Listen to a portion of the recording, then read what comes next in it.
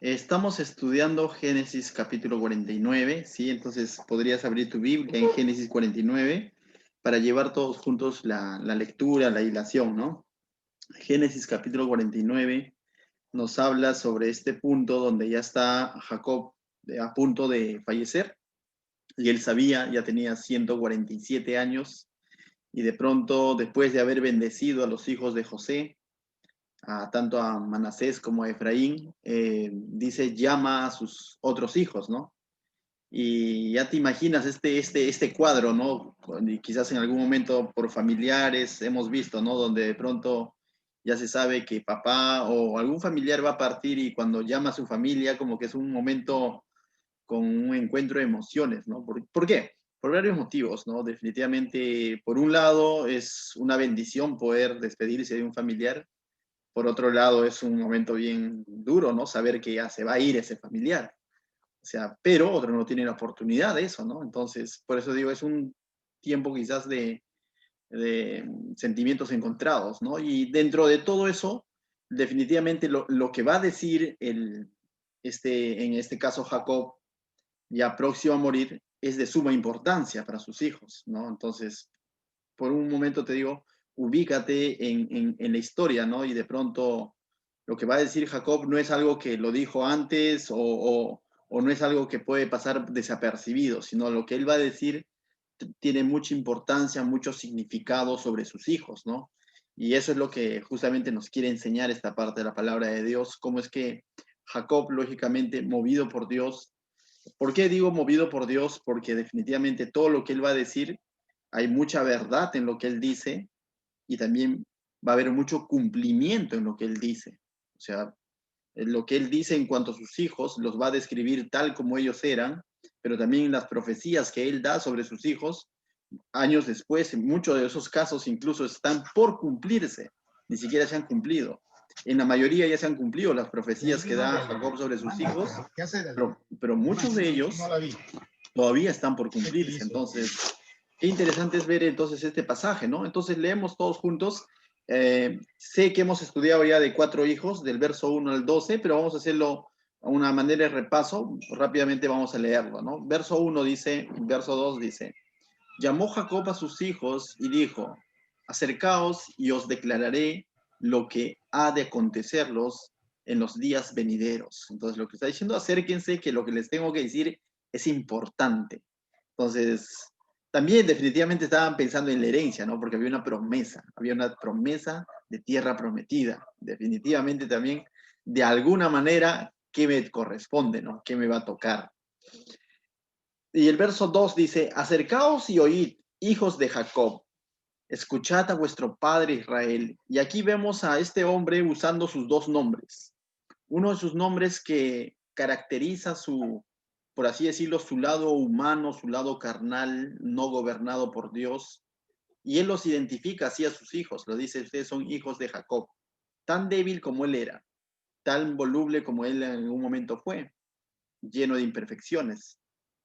Pero al mismo tiempo dice, escuchad a vuestro padre Israel. Y ahí él asume el nombre que le dio Dios, el gobernado por Dios. Entonces, lo que él va a decir viene de Dios. Entonces, qué interesante es cuando este hombre usa estos dos nombres, ¿no? En el mismo versículo, tanto para de alguna manera definir quiénes son sus hijos y para definir qué mensaje es el que él les va a hacer llegar a estos hijos. Entonces, comienza por el mayor, mayor cronológicamente hablando, por uno de los hijos de Lea, ¿no? Comienza en el verso 3, entonces, de Génesis 49 que estamos estudiando, vemos que comienza por Rubén, ¿no? Dice, Rubén, tú eres mi primogénito, mi fortaleza, el principio de mi vigor, el primero en dignidad, el primero en poder, impetuoso como las aguas. Ya no serás el primero por cuanto subiste al lecho de tu padre, entonces te envileciste al subir a mi lecho. Y definitivamente le narra a Rubén lo que él era, ¿no? Lo que de pronto quizás nosotros, incluso habiendo estudiado estos pasajes, ya hemos olvidado, Jacob lo tiene presente y Dios también lo tiene presente. Y comienza a decirle lo que él era el mayor, era, por tanto, por ser el mayor, era un símbolo de fortaleza, Dice, eres el principio de mi vigor, primero en dignidad, el primero en poder. Definitivamente para aquel entonces, para la cultura judía y para los pueblos de aquel entonces, siempre el hijo mayor tenía esa figura, ¿no? Esa figura de fortaleza, de poder, ¿no? Pero al mismo tiempo, en el verso 4 vemos que le dice impetuoso como las aguas. Y cuando hablamos de aguas impetuosas, hablamos de aquellas aguas que normalmente van de un lugar a otro, ¿no? Esas aguas cambiantes, contrario a las aguas quietas, ¿no? Que nos dan sinónimo de pasividad o de estabilidad, ¿no? Aguas impetuosas, aguas viene a ser algo cambiante. Y eso fue una característica de Rubén, ¿no? Rubén fue una persona no,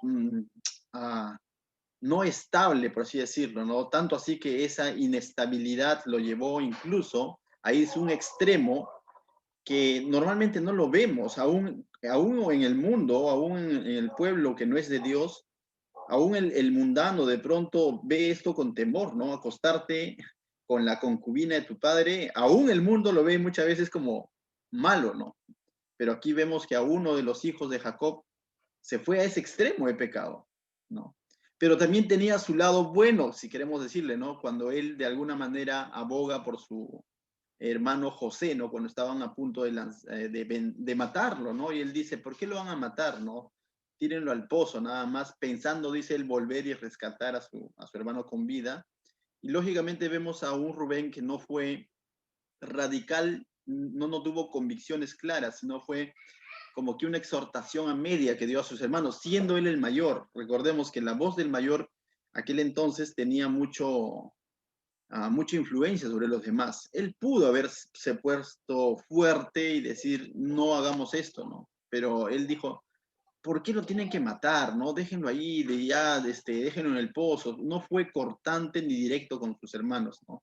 Y entonces esa era la característica, pero sobre todo aquí Jacob recalca eso, ¿no? De que él se haya subido, dice, a mi lecho, ¿no? Él está recordándole de que este hombre se había acostado con Bila, ¿no? Bila, que era la esclava de Lea, ¿no? Entonces, Bila, mamá de Dan y Neftalí, con ellos se había acostado este hombre, ¿no? Entonces, con la mamá de sus hermanos, por así decirlo, ¿no? Entonces, con la concubina de Jacob. Entonces, esto definitivamente iba a traer consecuencias, ¿no? Y esto definitivamente le costó la primogenitura, le costó ese primer lugar, ¿no? Entonces, vemos hasta este punto que muchas veces las acciones que tomamos hoy pueden traer consecuencias el día de mañana, ¿no? La gracia de Dios continúa sobre la vida de Rubén porque no ha sido desechado como hijo, va a seguir siendo una de las tribus de Israel, pero va de lo que él era el primero, llegó a ser una de las tribus más débiles, ¿no? Estaba contada dentro de poco renombre, por así decirlo. No va a tener mucha participación años después. Entonces, vemos cómo es que de pronto él perdió todos estos privilegios, si queremos decirlo, ¿no? Privilegios o bendiciones. Entonces, esto nos enseña hasta este punto de que todo acto trae una consecuencia. Y si bien es cierto, Dios nos puede perdonar y Dios en su gracia incluso puede voltearlo todo eso, pero eso no quita que en algún momento un acto que podamos cometer a sabiendas nos puede traer consecuencias, aún siendo cristianos, ¿no? Entonces, esa es de alguna otra manera una aplicación que podríamos sacar de estos pasajes, ¿no? Y luego comienza con el segundo y el tercer hijo, con Simeón y Leví, versos 5 al 7, mira lo que dice. Simeón y Leví son hermanos, dice, armas de maldad son sus armas. Su consejo no, dice, en su consejo no entre mi alma, ni mi espíritu se junte en su compañía, porque en su furor mataron hombres y su temeridad desarrejaron toros. Maldito sea su furor, que fue fiero, y su ira, que fue dura. Yo los apartaré, dice, en Jacob, los esparciré en Israel. Entonces, aquí Jacob va a colocar a la dupla, ¿no? Para ambos lo mismo. ¿Por qué? Porque ambos en el pasado también actuaron en pareja, ¿no? Cuando ellos, eventos atrás en Génesis 34, ellos vengaron cuando un hombre de Siquem, del lugar llamado Siquem, de pronto mancilló el nombre a su hermana Dina. Ellos tomaron venganza de estos hombres matando a estos hombres, circuncidando a estos hombres sin ningún sentido, robando y saqueando esta ciudad. Y definitivamente fue uno de los momentos más oscuros de Israel. Pero aquí Dios está trayendo toda esta memoria, ¿no? Está trayendo toda esta memoria de que de pronto, no sé si te ha pasado, dices, uff, me salvé, ¿no? Y de pronto, después de unos años, sale algo a la luz, ¿no? Y tú dices, pero yo pensé que nadie lo había visto, ¿no? Pero si son cosas que de alguna otra manera aún no hemos resuelto, definitivamente eso va a salir a la luz, ¿no? Por ahí alguien dice, la verdad siempre sale a la luz, ¿no? Otros dicen, la mentira tiene patas cortas. Entonces, si en algún momento tú identificas algo de tu pasado que de pronto aún no lo has puesto a cuentas con Dios, es un buen tiempo para que lo hagas, ¿no? Y apeles no a su justicia, porque definitivamente si apelamos a su justicia va a ser duro, ¿no? Dios es un Dios de juicio. Lo más sabio que podemos hacer es apelar a su misericordia, ¿no? Apelar a su misericordia. Y Dios ciertamente tuvo misericordia con estos hombres, pero al mismo tiempo nos está mostrando su juicio, ¿no? Cómo es que va a haber consecuencias por haber hecho lo que hicieron, porque ahí dice en el verso 7, maldito sea su furor, es decir, maldito sea su ira, ¿no? ¿Por qué? Pero la ira es pecado o no es pecado. Según Efesios, dice que airaos, pero no pequéis, ¿no? O sea, la ira es una especie como un sentimiento, una emoción, muchas veces espontánea por un acto injusto, por un agravio, y quizás no podemos evitar muchas veces airarnos, o sea, definitivamente porque muchas veces es una reacción, ¿no? De momento, ¿no? Algunos lo controlan, pero algunos, hasta que no lleves a consumar el acto basado en tu ira, definitivamente no es pecado. Por eso la Biblia dice, airaos, pero no pequéis, ¿no? En Efesios 4:31 también dice algo interesante, dice, toda amargura, enojo, ira debe ser quitada de vosotros, dice Pablo, ¿no? A la iglesia de Éfeso, ¿no? Entonces, si la Biblia lo dice, es porque es posible ser quitado. Si la Biblia le dice, es posible ser controlado este tema de la ira. No sé si tú has escuchado cuando uno dice, no, es que yo soy así, pues no, o sea, es que yo soy así. Y a veces esa respuesta es que yo soy así, estamos diciendo, o sea, es que Dios, esto no me vas a poder cambiar. Recuerda, Dios puede cambiarlo. ¿No? Ejemplos tenemos en la Biblia. Hace poco hemos estudiado las cartas de Juan, ¿no? Estas cartas de amor. Y veíamos que Juan en los evangelios lo vimos o antes, ni bien comenzaba su ministerio con Jesús, era un hombre arrebatado, ¿no? Hijo del trueno. Pero luego termina siendo uno de los discípulos amados, ¿no? Al ver el amor de Dios en su vida, él termina proclamando el amor de Dios, ¿no? O sea, entonces Dios puede transformar todo esto, ¿no? Entonces, vemos también, por ejemplo, en Pablo un carácter fuerte de perseguidor, cómo luego Dios lo transformó a ser un hombre, uno de los más grandes predicadores y dispuestos a asumir persecución, ¿no? Entonces, no hay área de nuestra vida que podamos decir es que yo soy así y nadie me va a cambiar. Ese pensamiento muchas veces para el mundo puede ser válido, pero para el creyente no sería válido porque no tendría sentido entonces decir soy una nueva criatura en Cristo. Entonces, ¿de qué nuevo estamos hablando? Estamos hablando de una criatura parchada, ¿no? Porque he sido parchado en Cristo, algunas partes y otras partes no, ¿no?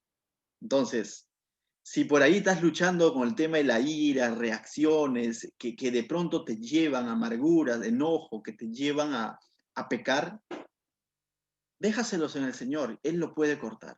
Si no lo haces, recuerda que este ejemplo de estos dos, de tanto de Simeón y Leví, nos sirvan de que a la larga traen consecuencias, ¿no? O sea, no hay excusa para decir, no, es que dañaron a nuestra hermana y por eso hicimos lo que hicimos. Excusas pueden tener, pero aquí vemos a un Dios tomando justicia sobre ellos, ¿no? Y es duro cuando dice, yo los apartaré en Jacob y los esparciré en Israel, porque esta frase significa, ciertamente estas dos tribus fueron esparcidas. ¿Qué significa esparcidas? No tuvieron un lugar, un terreno físico netamente propio, ¿no? O sea, el tema de Simeón, Simeón, cuando vemos en el libro de Josué, capítulo 19, 20, 19, todo el capítulo 19 te recomiendo que lo leas, cuando vemos cuando ya Josué está en la tierra prometida y hace la repartición de la tierra. Dice que como Judá, que vamos a ver más adelante, tenía mucho terreno, Judá le cedió una parte a Simeón. O sea, pero mejor dicho, por así decirlo, ¿no? Simeón fue arrimado a recibir una parte de las tierras de Judá. Estaba dentro de las tierras de Judá. No tuvo un lugar propio, independiente, como debería de tenerlo, ¿no? O sea, definitivamente se le fue recortado, ¿no? Y Leví también, pero Leví de alguna manera, por un acto que sucede luego en Éxodo, vamos a ver que Leví también no llega a tener tierras propiamente dichas. ¿Por qué? Como los demás tribus, pero Leví se lleva una bendición por un acto que de alguna otra manera es bueno recalcarlo. En Éxodo, capítulo 32, cuando vemos esta escena, cuando Moisés sube al monte y de pronto desciende y encontró un tonazo, ¿no? Ahí adorando al becerro de oro. Y de ahí Moisés dice, se para a las puertas de la ciudad, del lugar, y dice, ¿quiénes están con Dios, no? Y de pronto, ¿sabes quiénes fueron hacia donde Moisés? Los de la tribu de Leví. Son los que reaccionaron, por así decirlo, y se fueron y se pusieron de la parte de Moisés. Y Moisés dijo, saquen sus espadas y me lo desaparecen a todos estos toneros, ¿no? Que estaban ahí adorando al... Entonces, léelo el Éxodo 32 por cuestión de tiempo, es un poco complicado verlo todo eso, pero 32 del verso 26 al 29 vas a ver esta escena, ¿no?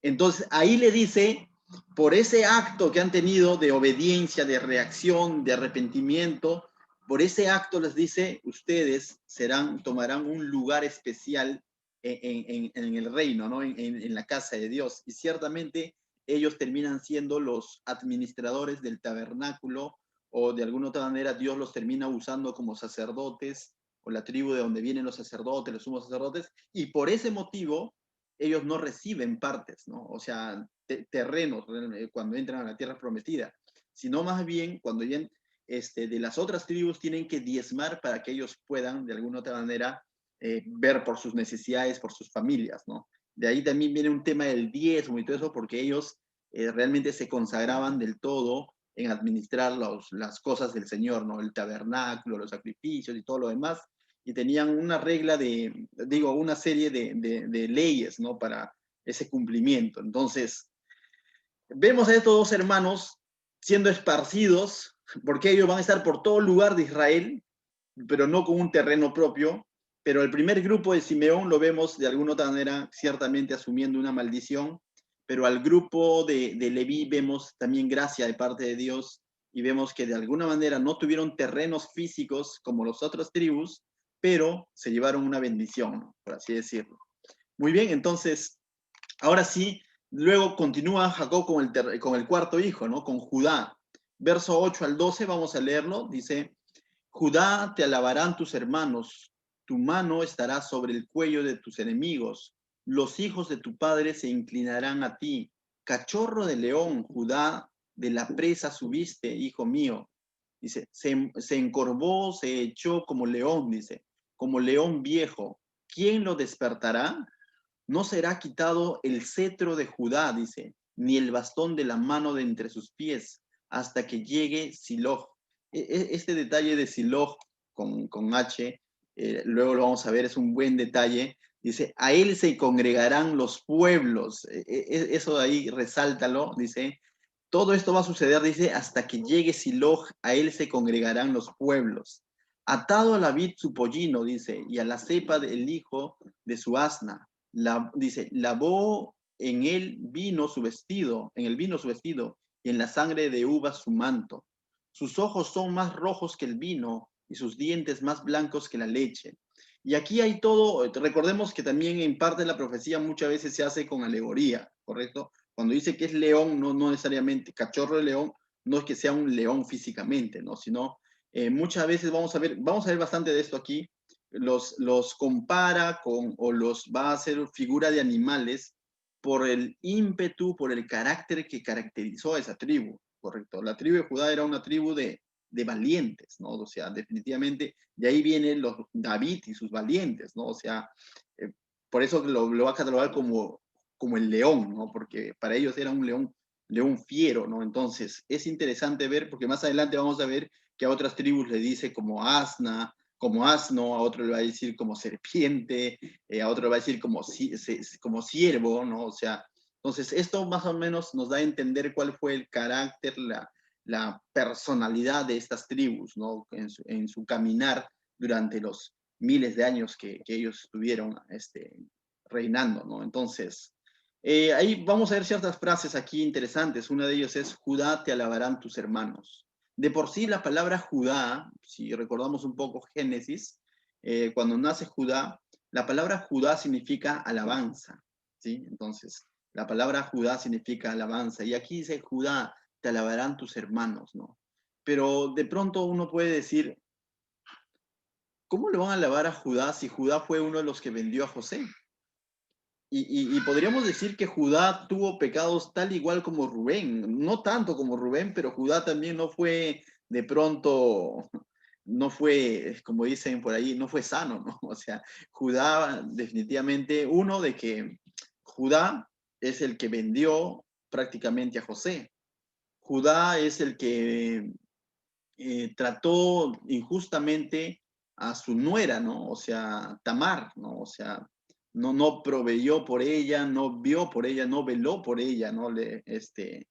Dejó sin descendencia a Tamar, pues así, no lo dejó sin descendencia, sino que él tuvo un hijo y esta mujer enviudó, le dio su otro hijo y después ya no estuvo dispuesto a darle el tercer hijo. Y sin darse cuenta, cuando él va a una ciudad, se termina acostando con su nuera pensando que es una prostituta, ¿no? Entonces vemos aquí a Judá totalmente en un lugar ajeno, acostándose a una prostituta, luego dándose cuenta que esa prostituta había sido Tamar, su nuera, y todo un caos, ¿no?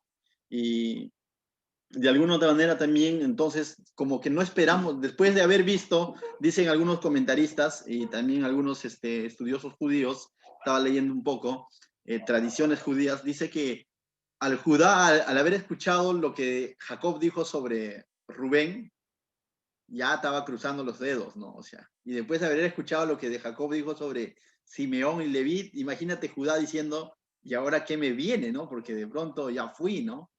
Y de pronto vemos gracia sobre él porque dice, Judá, te alabarán tus hermanos. Y de pronto, yo me imagino cómo cambió el rostro de Judá, ¿no? Como que, ¿estás hablando de Judá o has dicho José, ¿no? Algo así, ¿no?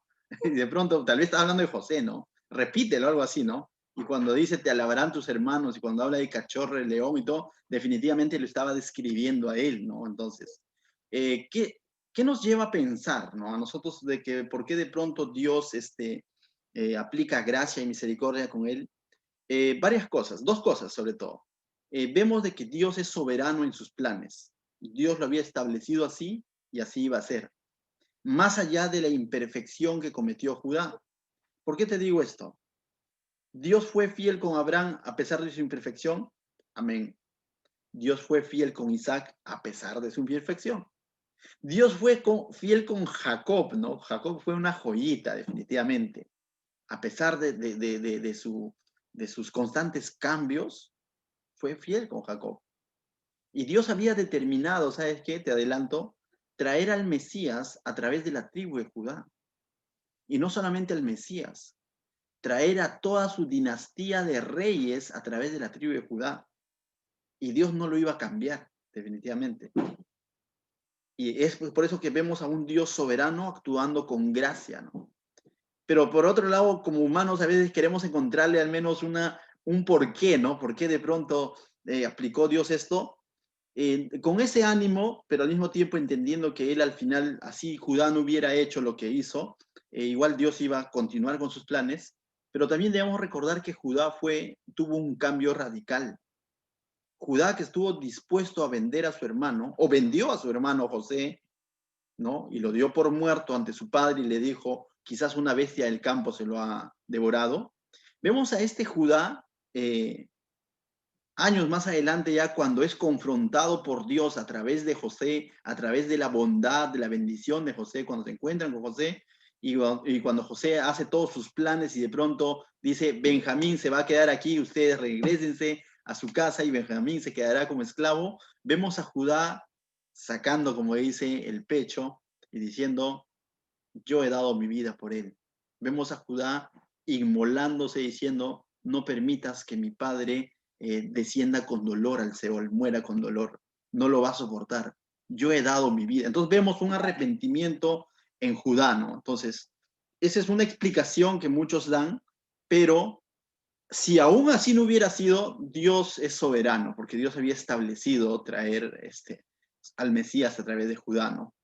Y le dice unas cuantas frases aquí Jacob, le dice, ¿no? Te alabarán tus hermanos como león, no será quitado el cetro de Judá, ni el bastón, dice, de mano entre sus pies. ¿Qué significa cetro? El cetro y el bastón son simbolismos de poder, ¿no?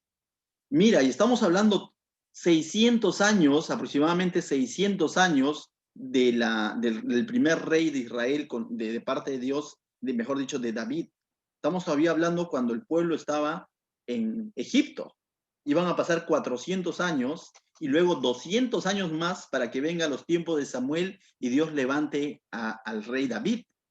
Pero de por sí ya aquí Jacob está hablando de reinado, está hablando de cetro, está hablando de bastón, no será quitado, dice. Entonces está hablando todo esto, ¿no? Entonces está hablando definitivamente de un liderazgo que iba a salir a través de esa tribu, ¿no? Entonces, Judá significa alabanza, ¿no? Y justamente qué curioso es que uno de los primeros reyes de Israel, porque Saúl no cuenta, que es David, fue un hombre, la gran mayoría de salmos pertenecen a David, que es de esta tribu, ¿no? Entonces, vemos varias cualidades, ¿no? Ciertamente comienza el reinado con David y esta dinastía continúa hasta que Jesús viene. Es interesante. Todo en el libro de Reyes, por eso es interesante ver toda una dinastía y el hijo, y el hijo, y el hijo, y el hijo, y el hijo, hasta que Jesús viene de la tribu de Judá. Interesante, ¿no?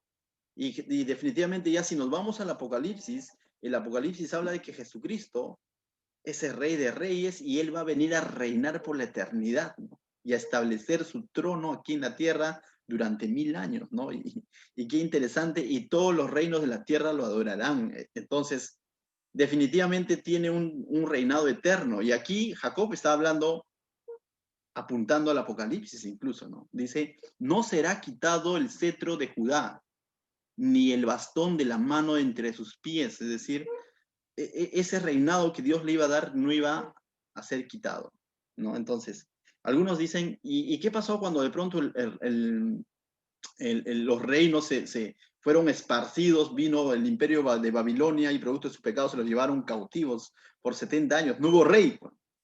¿Sabes quién? No era rey necesariamente, pero ¿sabes quién es de esta tribu de Judá? Nuestro amigo Daniel, que es muy conocido, que estuvo también cautivos, pero ahí estaba Daniel, ¿no? Entonces, de alguna otra manera representando a esta tribu. Entonces, es interesante ver estos detalles. Y por cierto, Apocalipsis 5:5 dice, Jesús es llamado el león de la tribu. ¿De dónde? De Judá. Y aquí los está caracterizando Jacob como cachorro de león, ¿no? O sea, dando ese aspecto de guerrero, ¿no? Porque fue un pueblo realmente guerrero, de valientes. Ahí vienen los valientes de David y toda una historia.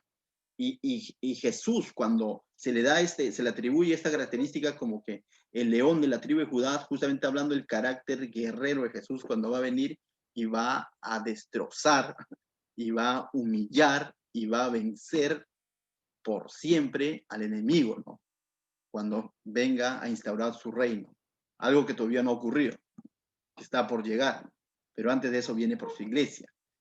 Ya estudiaremos Apocalipsis para ver todos esos eventos. Por eso el que nosotros decimos que es el cordero y el león. Cordero hablando de su aspecto redentor, cómo es que manso fue a la cruz y murió por ti y por mí. Y león en el sentido de vencedor, de guerrero, que venció a la muerte y vencerá al mismo diablo y lo pisará, ¿no? Entonces, es todo, en realidad es hermoso, ¿no?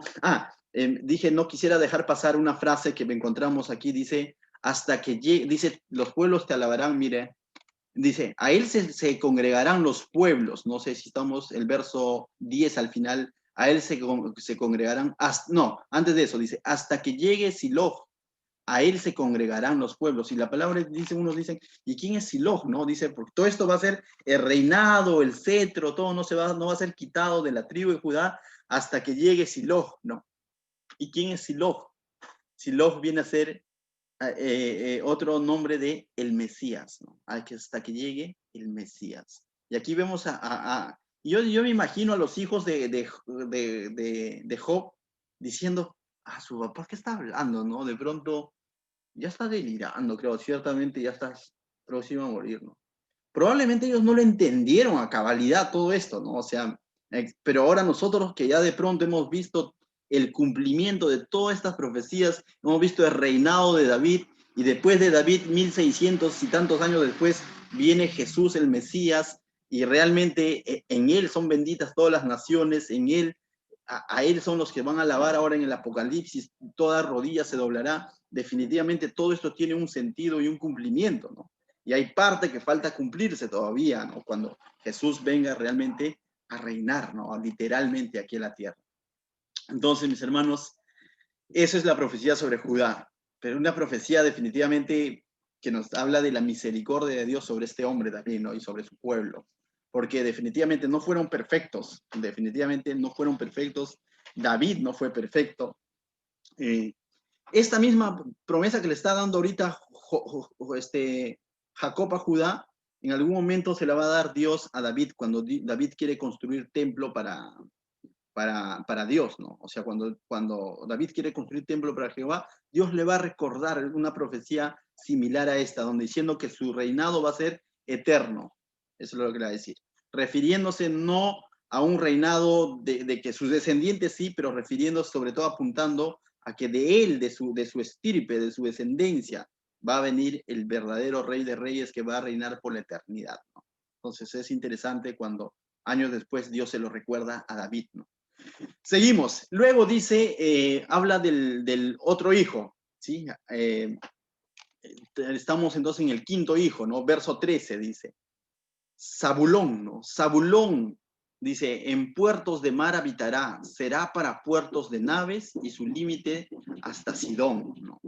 Aquí solamente hace referencia, en cuanto a Zabulón, hace referencia sobre todo el lugar que iba a ocupar. Ciertamente dice él ocupó un lugar que estaba entre el mar Mediterráneo y el mar de Galilea, ¿no? Al norte de Israel. Se llegó a cumplir cuando hicieron la repartición de tierras, ciertamente Zabulón le correspondió un lugar, un puerto, mejor dicho, ¿no? Entre el mar de Mediterráneo y el mar de Galilea, ¿no? Se llegó a cumplir. Más detalles de Zabulón no los dan, ¿no? Entonces, no podemos, quizás vamos, cuando estudiemos Deuteronomio, también habla un poco más de esta repartición de las bendiciones sobre las 12 tribus, sería bueno ver ahí, ¿no? Verso 14 habla de Isaacar, ¿no? Asno fuerte. ¿Te das cuenta? Aquí le va a poner también un sobrenombre, ¿no? Asno fuerte. Isaacar, asno fuerte, dice que se recuesta entre los apriscos y vio que, dice, y vio que el descanso era bueno y que la tierra era deleitosa, y bajo su hombro para llevar y sirvió en tributo. Y ciertamente Isaacar fue una de las tribus más grandes en tamaño, ya más grandes en tamaño y también en fortaleza. Y aquí salieron muchos que eran constructores, por así decir, se los conocía como fuertes, ¿no? En número y de alguna otra manera físicamente, ¿no? Entonces, pero también esto de alguna manera, el ser fuertes y ser muchos, cuando ellos eran invadidos por pueblos extranjeros o reinos extranjeros, muchas veces mucha gente de este lugar se lo llevaban como esclavos, ¿no? Como esclavos. Entonces, de alguna otra manera aquí está detallando, apuntando a eso, Jacobo dice, asno fuerte, ¿no? Como si pareciera ser de que de pronto Isaacar era fuerte, pero también dice dócil y perezoso, porque de pronto le dice ahí, dice, y vio que el descanso era bueno y que la tierra era deleitosa, ¿no? Entonces, y bajo su hombro para llevar y sirvió en tributo. Eso es lo que nos dice, pero la historia nos dice de que estos hombres en su mayoría terminaban siendo esclavos cuando eran invadidos, ¿no? Pero buenas características de que eran fuertes, trabajadores, eran conocidos por eso, ¿no? Luego pasa Adán, mira, y Adán lo va a comparar a una serpiente junto al camino. Interesante es ver esto. Dan juzgará a su pueblo, dice, como una de las tribus de Israel. Será Dan serpiente junto al camino, víbora junto a la senda, que muerde los talones del caballo y hace caer hacia atrás al jinete. Este es como el aguafiesta, ¿no? Por así decirlo, ¿no? Serpiente junto al camino, el que no deja avanzar, pero comienza diciendo, Dan juzgará a su pueblo. ¿Sabes? Hay de Dan, cuando en el tiempo, después de Josué, que Josué ingresa a la tierra prometida, después de que Elia pasan todo el desierto, Josué ingresa en la tierra prometida, Josué no deja un líder, no deja un líder nato, no deja un sucesor. Entonces comienza toda una época de los jueces, una época oscura para el pueblo de Israel, donde no, como Josué no deja un líder, en una época en que hubo mucha perversión, mucha contaminación con otros pueblos y todo eso, y de tiempo en tiempo Dios levantaba jueces, hombres, levantaba hombres en su gracia y su misericordia, nombres, por ejemplo, como Gedeón, ¿no? Entonces a ellos se les conocía como jueces, ¿no? Líderes que Dios levantaba, pero temporalmente, ¿sí? Ante una necesidad o ante una invasión del pueblo o ya estaba tan corrompido, de pronto Dios levantaba un hombre. Uno de esos hombres que Dios levanta en el tiempo de los jueces viene de esta tribu de Dan y es uno de los jueces más conocidos de la Biblia. Se lo conoce por ser fuerte. No sé si se acuerdan. ¿Alguien conoce a un hombre fuerte? Sansón, ¿no? No Sansón, sino es Sansón, ¿no? Aunque a veces actuó como Sansón, ¿no? Pero Sansón. Sansón fue uno de los jueces. Y cierto, acá dice, ¿no? Dan juzgará a su pueblo, ¿no? De ahí salió uno de los jueces. Qué interesante es ver eso. Pero también da otras características. Dice, Dan será una serpiente junto al camino. Esto nos da a entender que, como les decía, ¿no? El aguafiesta, el problemático, el que trae problemas. Y ciertamente de esta misma tribu de Dan, Dan fue una tribu muy problemática. ¿Por qué? Porque en este mismo libro de Jueces, capítulo 18, vamos a ver cómo de esta tribu de Dan introdujen la idolatría al pueblo de Israel, ¿no? O sea, malogrando, ¿no? Malogrando eso, ¿no? De esta misma tribu también sale años más adelante ya, en los tiempos del nieto de David, hijo de Salomón, después sigue Roboán, se levanta un hombre llamado Jeroboam, ¿se acuerdan? El que divide el reino. ¿De qué tribu creen que viene?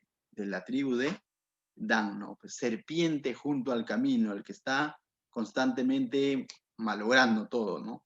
En los tiempos de Amós también, de esta misma tribu de Dan, se va a convertir en Dan, en la tribu de Dan, en este lugar se va a convertir como unos centros de adoración a ídolos paganos, ¿no? Dentro de Israel, en la tribu de Dan va a ocurrir esto, ¿no?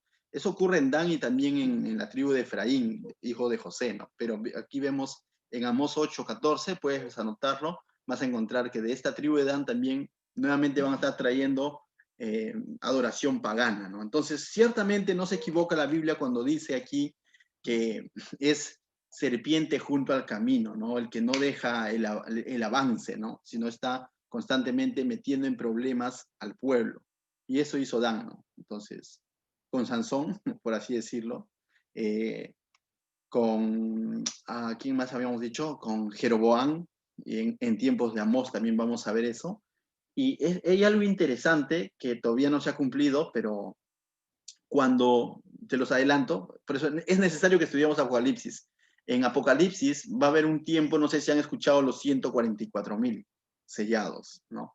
En algún momento quizás, pero en Apocalipsis habla de los 144,000 sellados y la Biblia es clara cuando dice que estos sellados van a ser, recuerda, ahí ya no está la iglesia, les adelanto, la iglesia ya fue arrebatada, ¿no? Entonces, muchas veces dicen, nosotros somos, no, nosotros no somos, nosotros ya hemos sido arrebatados, nosotros ya, ahora ya el Apocalipsis ya está pasando la gran tribulación, ya, sin la iglesia aquí en la tierra.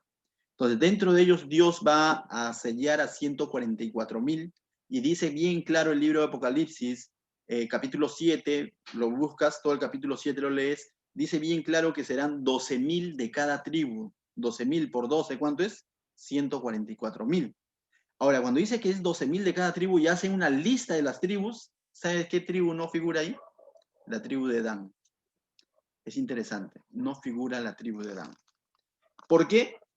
Muchos dicen porque encontramos en los libros de Daniel y en los libros de Jeremías que justamente Dan, de aquí de Dan, se cree, o sea, se cree que de Dan probablemente venga el anticristo, ¿no?, de esta tribu a engañar. Entonces, de alguna otra manera, aquí también Jacob, cuando dice serpiente junto al camino, ¿no? Entonces nos hace una referencia, ¿no? Entonces, pero esta es una probabilidad, ¿no? No se ha cumplido. Cuando se cumple diremos ciertamente, ¿no? O sea, tenía mucho sentido. Pero, y de esta tribu no está dentro de la lista, ¿no? Y tú dices, si esta tribu no está dentro de la lista, ¿qué tribu está? ¿Se acuerda que siempre tenemos uno más, ¿no? Pues el hecho de que de José salen dos, justamente muchas veces la lista cambia. ¿Por qué? Porque de José salen dos, ¿ya? Y en el libro Apocalipsis verás de que de pronto no figura Efraín, centro de adoración también en los tiempos de los reyes, y no figura Dan. Tú dices, pues ya quitó a dos, pastor, pero ahora figura José. Entonces, igual va a haber 12. Entonces, es algo interesante. Les voy a explicar a detalle cuando lleguemos a Apocalipsis, ¿sí? Verso 18. En el verso 18, Jacob hace una pausa. Mira, ¿ven? En el verso 18, Jacob hace una pausa. ¿Qué es lo que dice? Tu salvación esperé, oh Jehová.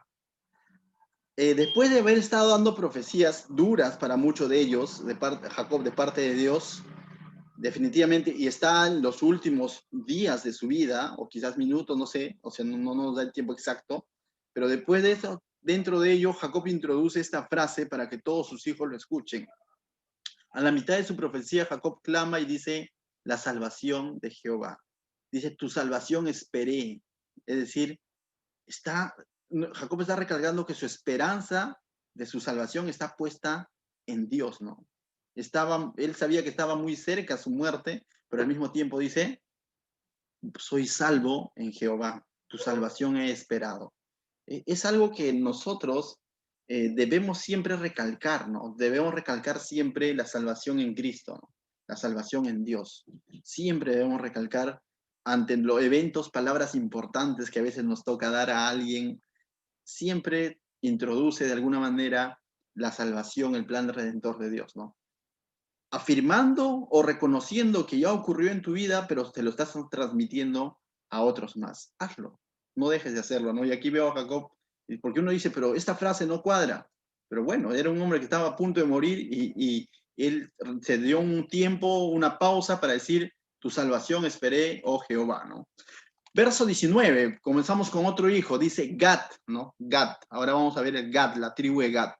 Dice Gad, ejército lo acometerá, mas él acometerá al fin. ¿Qué es acometerá? Acometerá significa atacará con ímpetu, eso significa acometerá, ¿no? Atacará con ímpetu, con fuerza, ¿ya? De eso viene a ser acometerá, ¿no? Entonces dice, ejército lo atacará, si quieres entenderlo, ¿no? Mas él atacará al fin. Entonces uno dice, ¿va a ser atacado por un ejército? Pero al final él va a atacar, va a vencer, sí. Va a ser un sinónimo de acometerá también es embestir, ¿no? Ejército lo embestirá, mas él embestirá al fin, ¿no? Al final él vencerá, por así decirlo. Y uno dice, wow, ¿no? Y cierto, en el libro de Crónicas vemos cuando se refiere a Gad, Crónicas capítulo 12, verso 14, primera de Crónicas, luego lo buscas con calma, vas a ver que cuando se refiere a la tribu de Gad, siempre se refiere que tenía excelentes soldados, era un pueblo también guerrero, un pueblo de que proporcionaba soldados al rey David, y no cualquier soldado, sino soldados excelentes, ¿no? Entonces, era un pueblo de guerra, ¿no? Entonces, de ataque, por así decirlo. Pero también en los días de Jeremías, eso sí es interesante poder verlo, si lo puedes buscar sería chévere. En los días de Jeremías vemos claramente cómo se cumple esta frase, ¿no? En el libro de Jeremías dice que ciertamente Gat había sido asolada, había sido atacada, pero Dios va a hacer que esto, como dice, va a voltear la tortilla, ¿no? Por así decirlo. Jeremías, busca, si tienes tu Biblia, capítulo 49, verso 1. Jeremías 49, verso 1. Dice,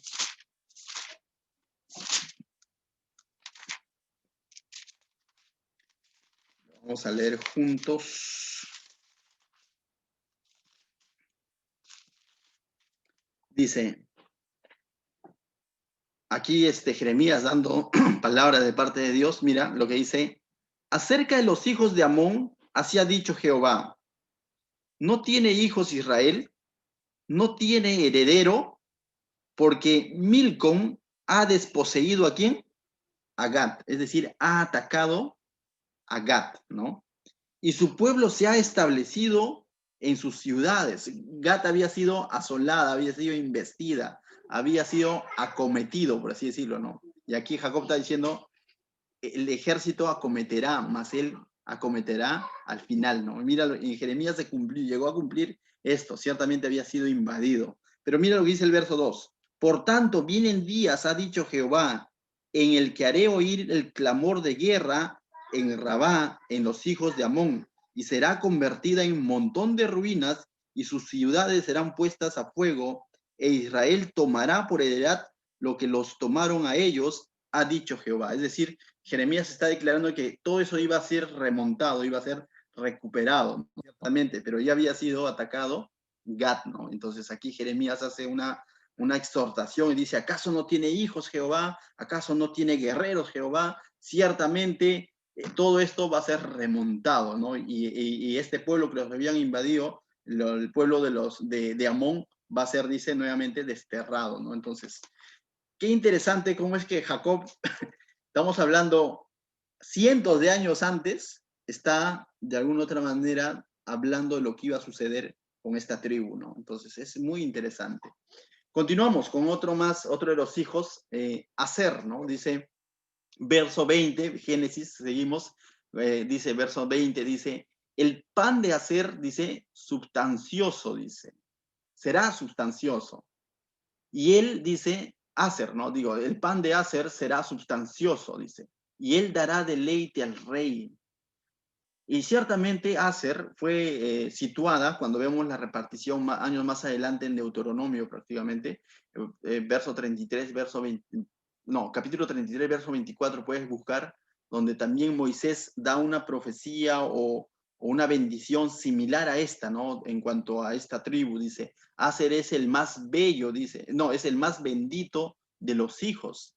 Dice, se le permitió ser favorecido por sus hermanos y moje su pie en el aceite, es decir, hablando de bendición física, se le pidió, dice, ser más bendecido, que era un lugar próspero que le correspondió, ¿no? Y ciertamente, cuando hacen la repartición, ellos van a tomar la parte norte de Canaán, donde fluye leche y miel, y va a ser geográficamente un lugar muy bendecido, ¿no? O sea, productiva y fértil. Y aquí de alguna manera dice, el pan de Aser, está hablando de provisión física, dice, será substancioso, ¿no? Y él dará deleite al rey. Ciertamente de este lugar, dice, salía lo mejor de los productos, ¿no? Pero esto ya es un poco de historia bíblica. Entonces vemos, aquí hay una bendición netamente física, ¿no? Netamente productiva, fertilidad de tierras, y ciertamente ahí se ubicó Aser, ¿no? Entonces, qué interesante es poder ver.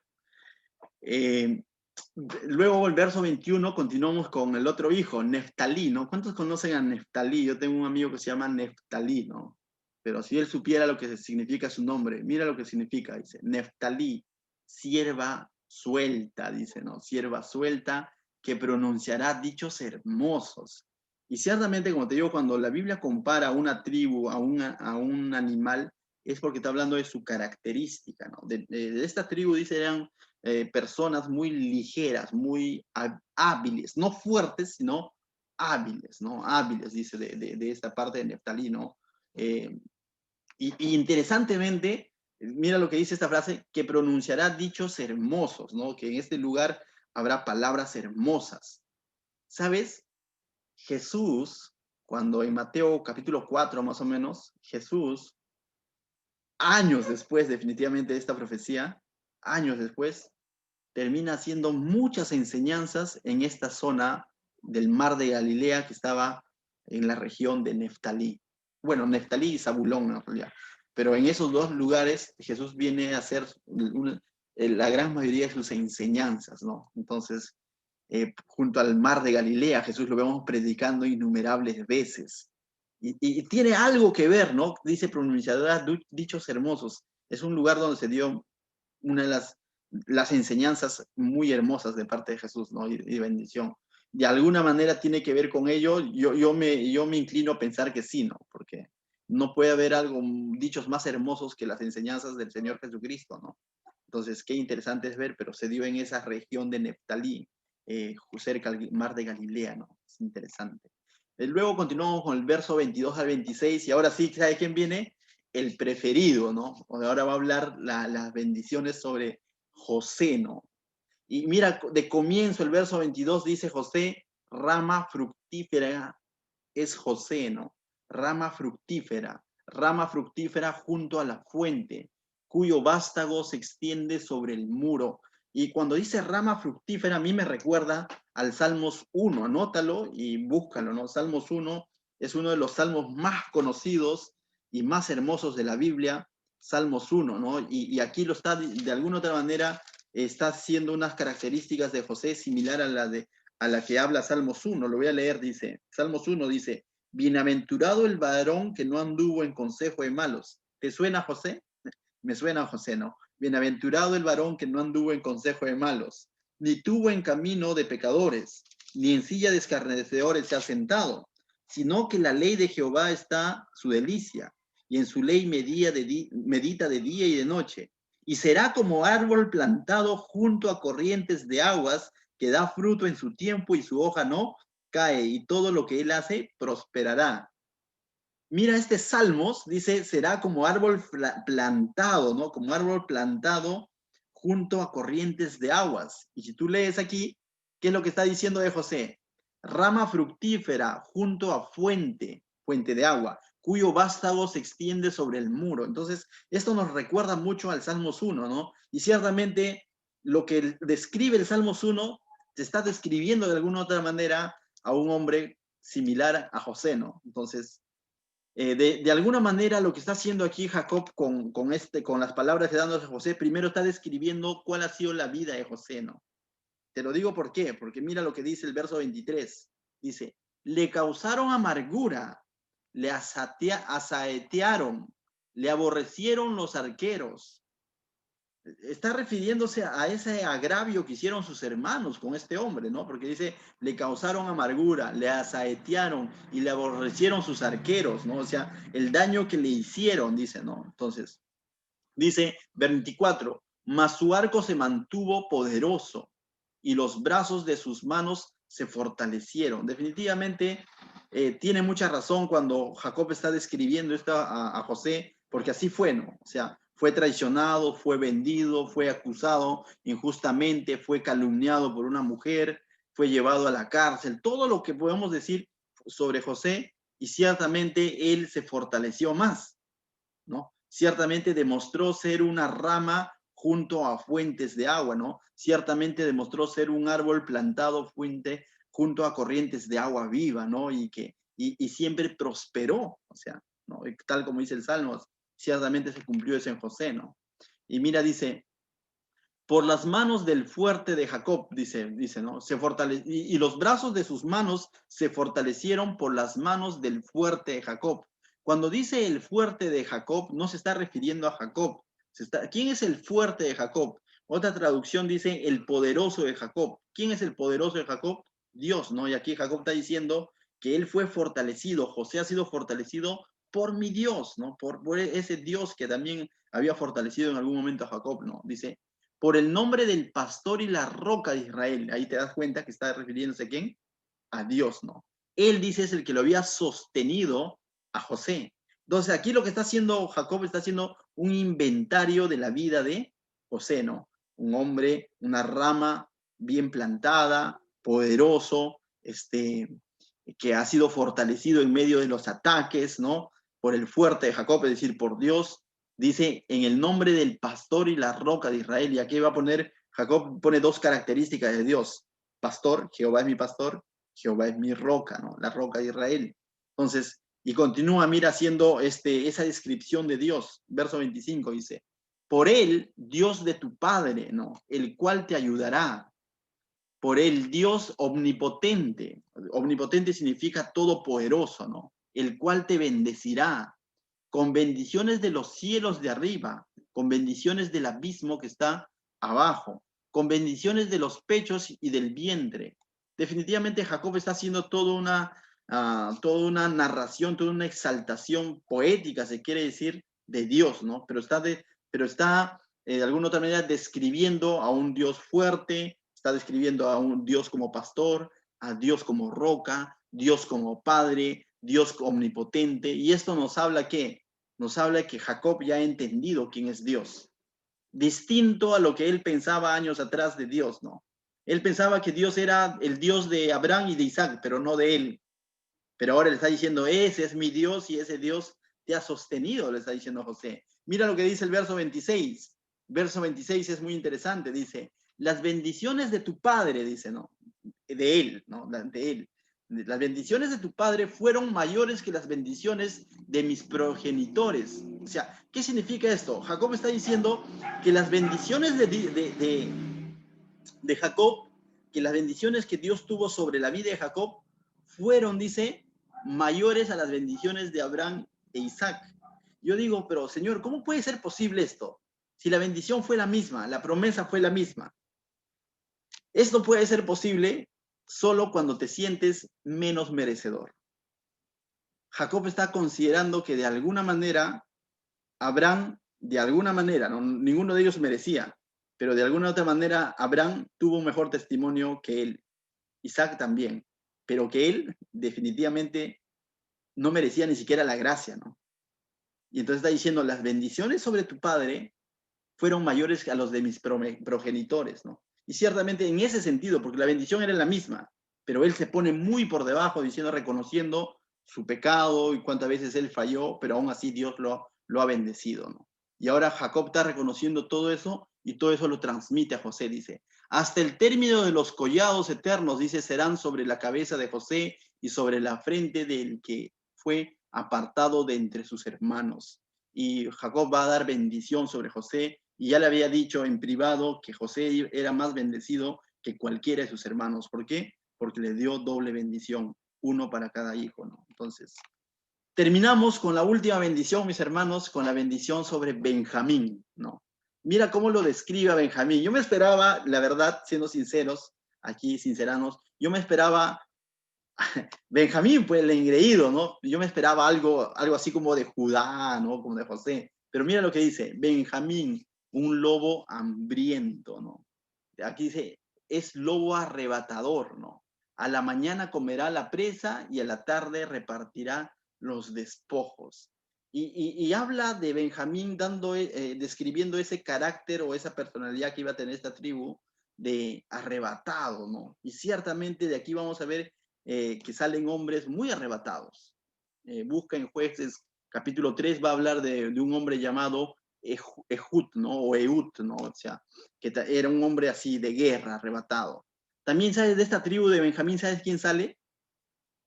Que fue como un lobo vestido de oveja de la tribu de Benjamín. Sale Saúl. Saúl sale de aquí, el primer rey. Fue de la tribu de Benjamín, ¿no? Un otro hombre arrebatado. También vemos que de esta tribu, y eso sí me encanta porque aquí ya veo la gracia de Dios, de esta tribu de Benjamín, ¿sabe quién sale? Un judío de judíos, hebreo de hebreos, fariseo de fariseos. ¿Quién crees que es? Pablo, ¿no? Y justamente la vez pasada veíamos, Pablo, dice de la tribu de Benjamín. Y aquí vemos cómo es que sale Pablo, ¿no? Entonces, definitivamente hombres como estos salieron con ese ímpetu de un lobo arrebatado, pero te vuelvo a decir, no es que eran lobos, sino describe su personalidad. Pero Dios, lógicamente, en Pablo, todo esto lo transformó para hacerlo un verdadero lobo en el buen sentido de la predicación del evangelio, ¿no? Entonces, hemos visto, mis hermanos, la gracia de Dios, la misericordia de Dios sobre la vida de estos hombres, y ahora ya no hay más patriarcas, sino son esas 12 tribus quienes va a llevar Dios, va a sacar adelante 400 años después, va a sacar de ese lugar ya no 70 hombres, sino va a sacar, o 70 personas, va a sacar aproximadamente 2 millones de personas. Pero ¿qué nos ha enseñado todo este capítulo hasta este punto? ¿Qué nos enseña? Nos enseña varias cosas, pero sobre todo nos enseña de que Dios todo lo ve, todo lo sabe y que Él es soberano. Que mucho de lo que Dios dijo, todo lo que Dios dijo a través de Jacob, por sus hijos se llegó a cumplir, o era verdad. Entonces, esto nos debe llevar a pensar que las acciones que hoy tomamos traen muchas veces repercusión en nuestro mañana. Lo que hoy estás haciendo trae repercusión sobre tu mañana. Pero aún en medio de ello, Dios puede aplicar gracia. Puede aplicar gracia en tu vida. Puede cambiar cosas que de pronto, pero en su soberanía lo va a hacer eso. No es porque de pronto yo quiera torcer la mano de Dios, como dicen muchos ahí, ¿no? Las cosas que Dios ha determinado en tu vida se van a cumplir. Entonces, alineemos a su voluntad, ¿no? Y la pregunta sería, ¿qué dirá Dios de mí, no? Si de pronto yo tuviera ahorita a Jacob, le diría, no hay un hito para mí, ya hablaste de tus 12 hijos, ¿qué dice Dios de mí, no? ¿Qué diría Dios de ti? ¿No? O sea, ¿qué diría Dios de ti? Pregúntate eso, ¿no? Y de si bien es cierto, ya no vas a poder tener a Jacob frente a ti para decirle, Jacob, ¿qué diría Dios de mí? Pero sí tienes su palabra. Su palabra dice mucho de ti. Su palabra dice quién eres en Cristo. Su palabra dice qué es lo que va a suceder contigo. Su palabra dice en qué tienes de tener tu esperanza. Su palabra dice todo sobre nosotros, es como un espejo. Dice, no hay mayor profecía, mucho más preciosa que la que ya fue revelada, que ya está escrita. Esta es la profecía, ¿no? Para nosotros. Para nosotros este es el cumplimiento. Entonces, ¿quieres saber qué es lo que Dios dice de ti? Métete en su palabra. Llénate de su palabra. Y vas a darte cuenta que muchas cosas de lo que dice su palabra, dices, pero si yo he vivido así, yo he hecho esto, ¿cómo Dios lo sabe? ¿Cómo el pastor lo sabe? ¿Cómo el predicador lo sabe? Es Dios que te está diciendo que te conoce, que sabe cómo está hoy tu corazón y qué es lo que va a suceder contigo. Entonces, es Dios. Dios, ese mismo Espíritu Santo que inspiró esto en Jacob para que él diga estas verdades, también lo ha hecho para que esta palabra diga nuestras verdades. Entonces, mis hermanos, Dios es un Dios soberano, es un Dios santo. Este pasaje nos deben llevar a admirar a Dios, a admirar su palabra, a decir ciertamente se cumplen. Amén. Vamos a orar ahí para poder terminar este tiempo. Padre mío, te damos gracias, Señor, por estas enseñanzas.